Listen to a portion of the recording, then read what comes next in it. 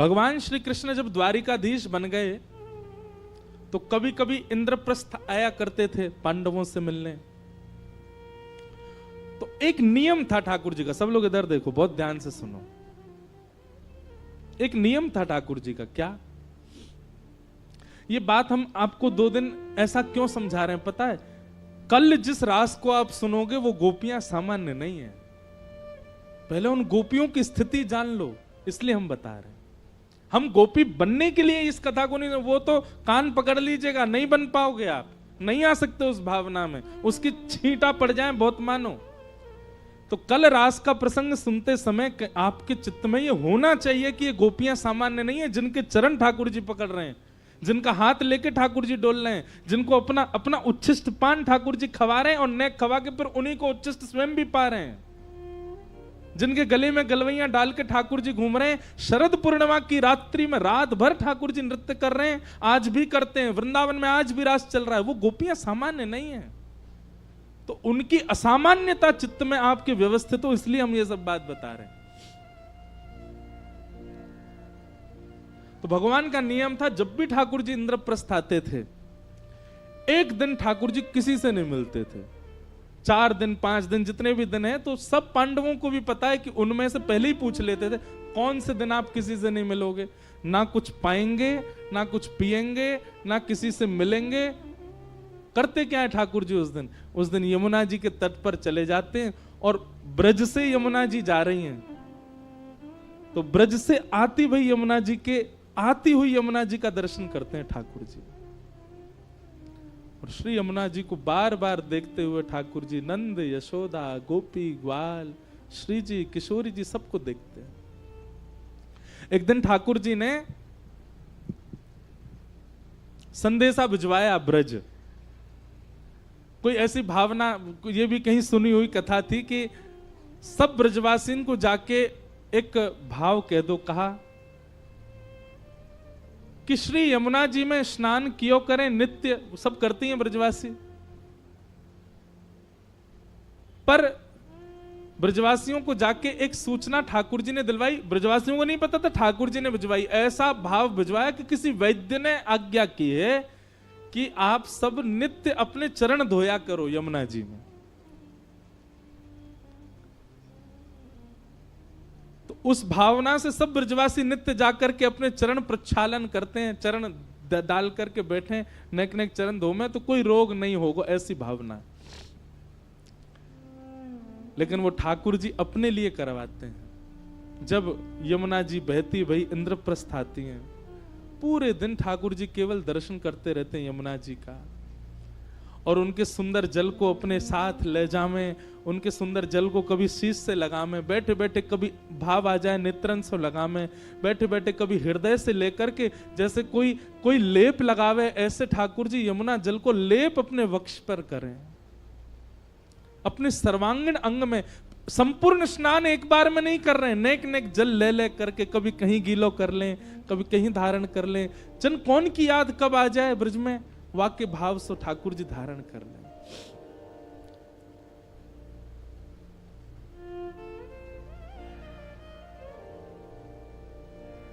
और ठाकुर जी गाते हैं बैठे बैठे यमुना तट पर, राधे राधे करुणामयी कृष्ण प्यारी, मेरी सुधली जो श्री वृषभानु दुलारी, मेरी सुधली जो श्री वृषभानु दुलारी। हे मनोहारिणी रासेश्वरी रस रूपा,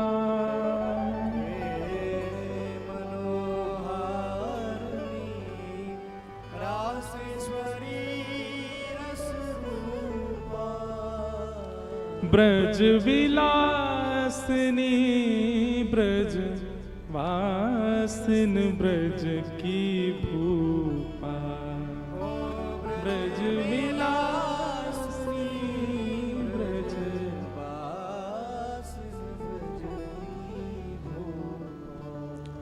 ललितादिक सहचरी सर्वज्ञ स्वरूपा ललिता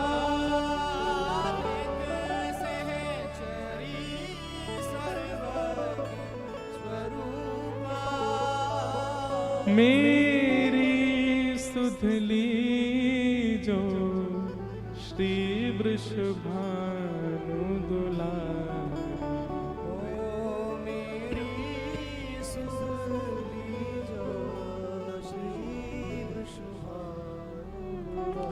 ठाकुर जी का नियम है, जब भी इंद्रप्रस्थ आते हैं। किसी ने मुझसे प्रश्न किया, बोले ठाकुर जी ब्रज काय गुना चले गए? क्योंकि अब यदि ठाकुर जी दोबारा ब्रज जाते, देखो ब्रज की भावना अलग है, शास्त्रीय भावना अलग है। हमारे ब्रज की भावना से तो ठाकुर जी कभी गए ही नहीं, ठाकुर जी सदा ब्रज में ही रहे में। लेकिन शास्त्रीय बात और श्रीमद् भागवत जी की भावना से ठाकुर जी गए हैं। तो अगर भागवत जी की भावना से हम चर्चा करें कि ठाकुर जी गए, तो फिर वापस क्यों नहीं आए?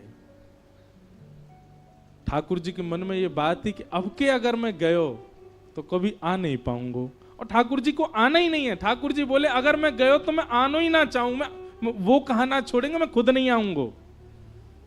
और दूसरी बात, अब इतना प्रपंच बाहर हो चुका है, द्वारिका आदि महाभारत आदि का ये सब इतना फैलावरा फैला चुके हैं। अगर ब्रज गए और कहीं वापस आना हुआ, तो पिछली बार तो ब्रजवासी रोए थे, पिछली बार तो ब्रजवासी बिलके थे, अब की बार अगर जाके वापस आया तो प्राण ही त्याग देंगे। ठाकुर जी वो देख नहीं पाते, इसलिए ठाकुर जी विरह में ही रह रहे हैं। लोग कहते हैं ठाकुर जी हमको इतना विरह क्यों देते हैं? क्योंकि स्वयं ठाकुर जी भी ब्रजवासियों के विरह में रहे हैं। तो नित्य ठाकुर जी का नियम है, जमुना जी पे बैठ जाते हैं और यमुना जी का दर्शन करते हैं। एक दिन अर्जुन के मन में बात आई कि ठाकुर जी एक दिन हर बार इंद्रप्रस्थ आते हैं, किसी से मिलते जुलते नहीं, मैं देखूं तो ये करते क्या है। और ब्रह्म मुहूर्त में जैसे ही ठाकुर जी निकले, ठाकुर जी के पीछे पीछे अर्जुन भी निकल पड़ा देखने के लिए। और तभी ठाकुर जी यमुना जी के तट पर जाकर के बैठे, यमुना जल को बार बार आचमन करें, जब बार बार प्रणाम करें और बिलक बिलक करके रोवें, ब्रजवासिन की याद आवे। ठाकुर जी को रुदन करता देख अर्जुन स्वयं को रोक नहीं पाए और दौड़ करके गए और ठाकुर जी के चरणों में प्रणाम किया। भगवान बोले अर्जुन तुम क्यों आए यहां पे? मेरा नियम है ना, मैं किसी से, तुम क्यों दिखे मुझे? अर्जुन बोला क्षमा कर दे, मैं तो देखने आया था आप कहां जाते हो, पर नाथ आपकी स्थिति देख करके मैं बहुत भयभीत हो रहा हूं। ये आप कैसे रुदन कर रहे हैं? आपकी स्थिति क्या हो रही है? किस लिए हो रही है? क्या बात है? किस बात से परेशान है आप? ठाकुर जी ने बताया मुझे ब्रज की बहुत याद आती। देख रहे हो यमुना जी ब्रज से ही आ रही हैं, वृंदावन से ही आ रही हैं चल करके।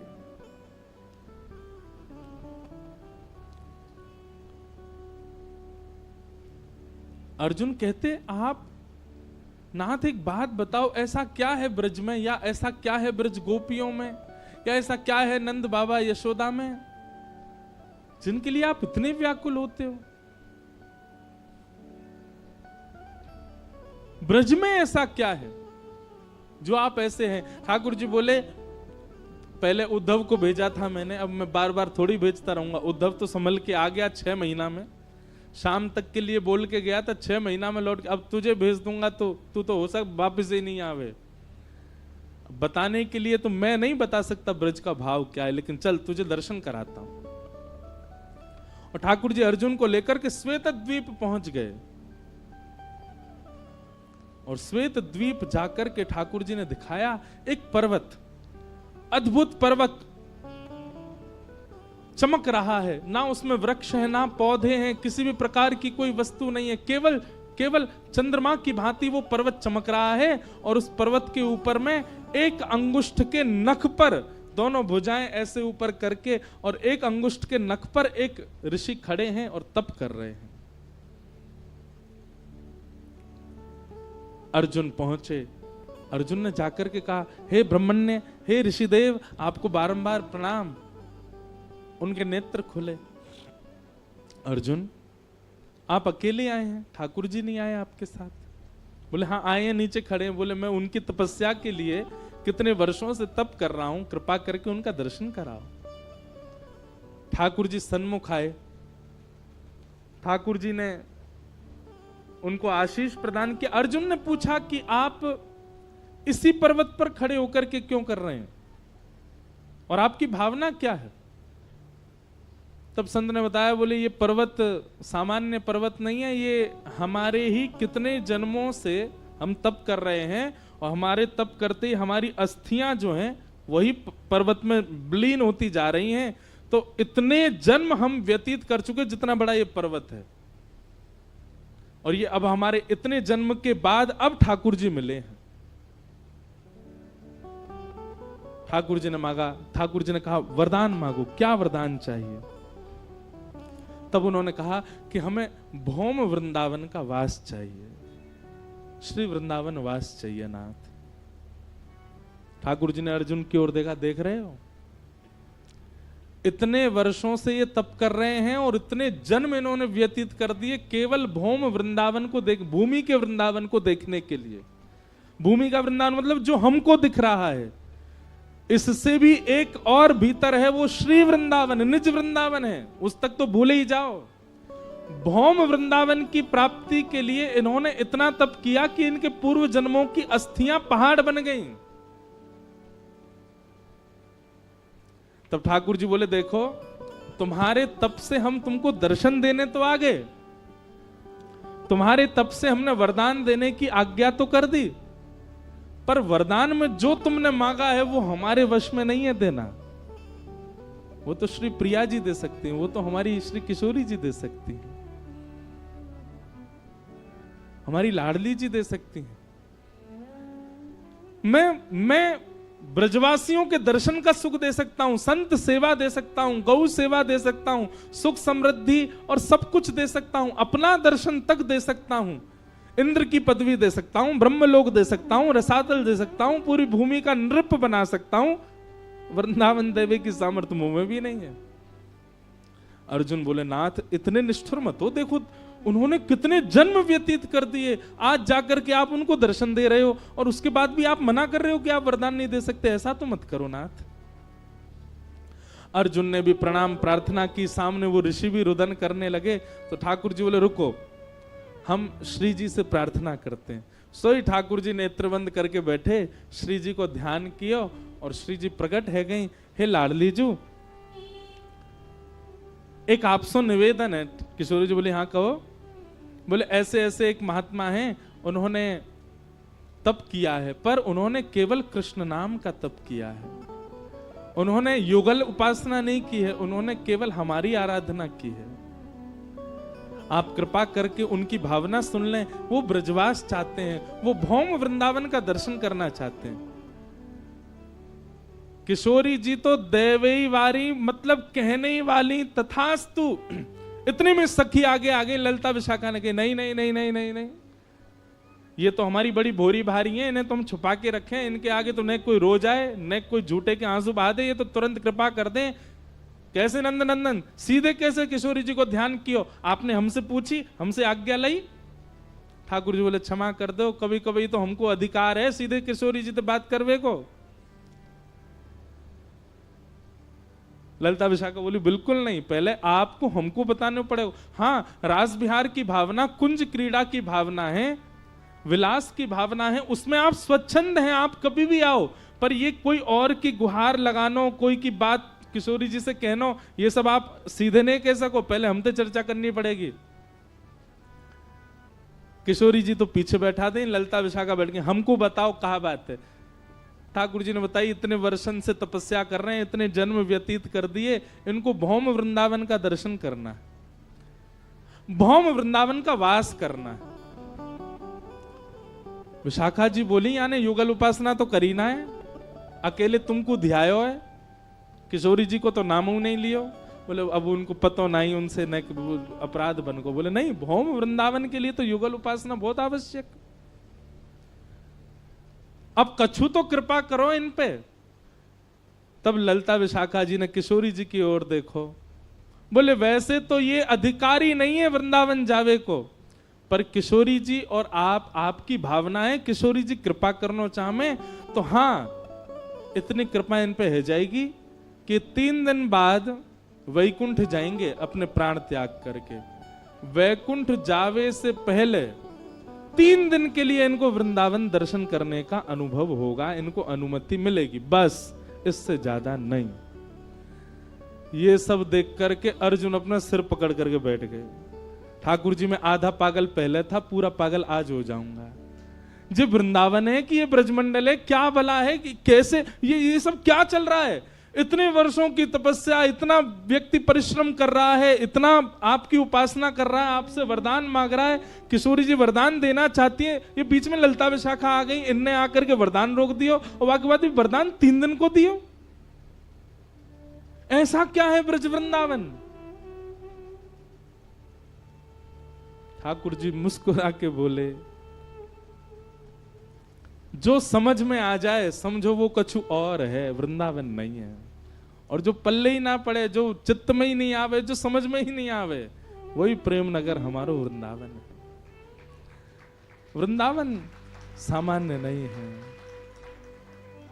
सोचो, इस कथा को सुन करके सोच के क्या भावना उत्पन्न हुई?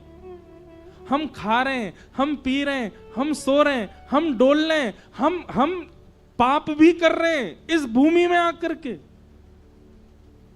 जहां अनंत कोटि जन्मों तक तप करने के बाद केवल 3 दिन का दर्शन प्राप्त होता है, वहां हम ये सब क्रिया कर रहे हैं। तो या को मतलब हमने कितनों तप किए होगो, कितनी भजन साधना करी होगी, कितनों यज्ञ नेम किए होगो, और आपसे भी ज्यादा तो जाको जन्म वृंदावन में भयो, ब्रजवासी है, वहां पर कितनी बड़ी कृपा है ब्रज की।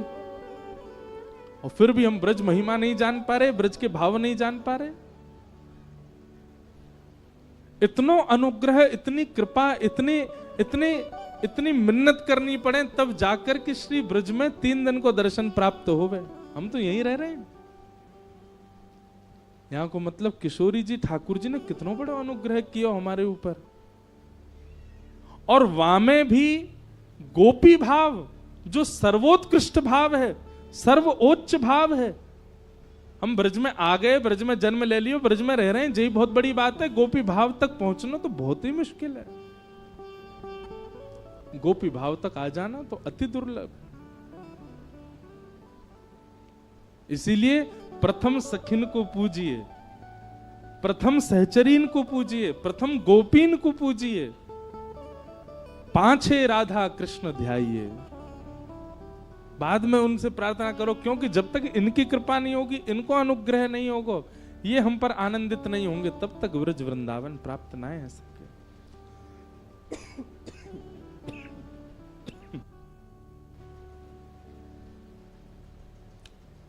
हमारे स्वामी श्री हरिदास जी के प्रादुर्भाव की कथा में, स्वामी श्री हरिदास जी के प्राकट्य के भाव में भी यही भाव प्रकट होवे। जब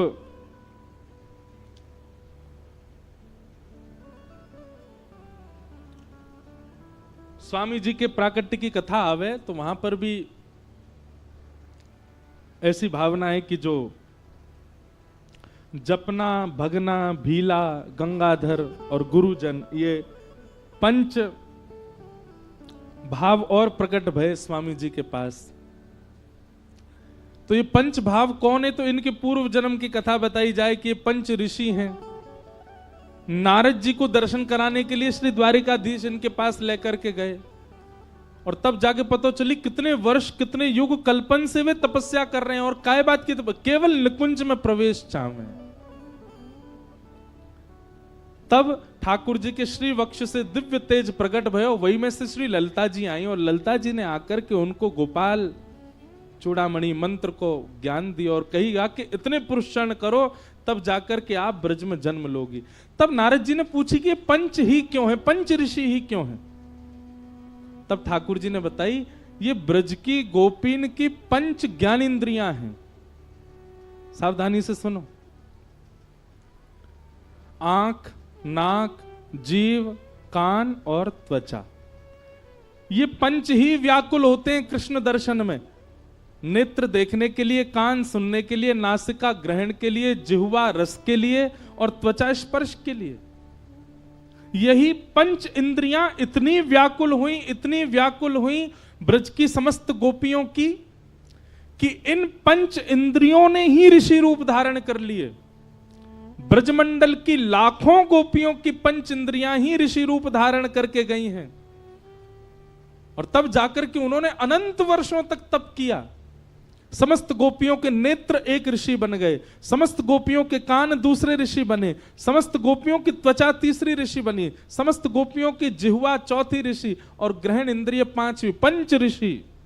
और इन्हीं पंच ऋषियों ने अनेक वर्षों तक तप किया। तब जाकर के भगवान नारद जी के साथ आए, तब भी इनको निकुंज नहीं दे पाए। तब श्री ललिता जी आई।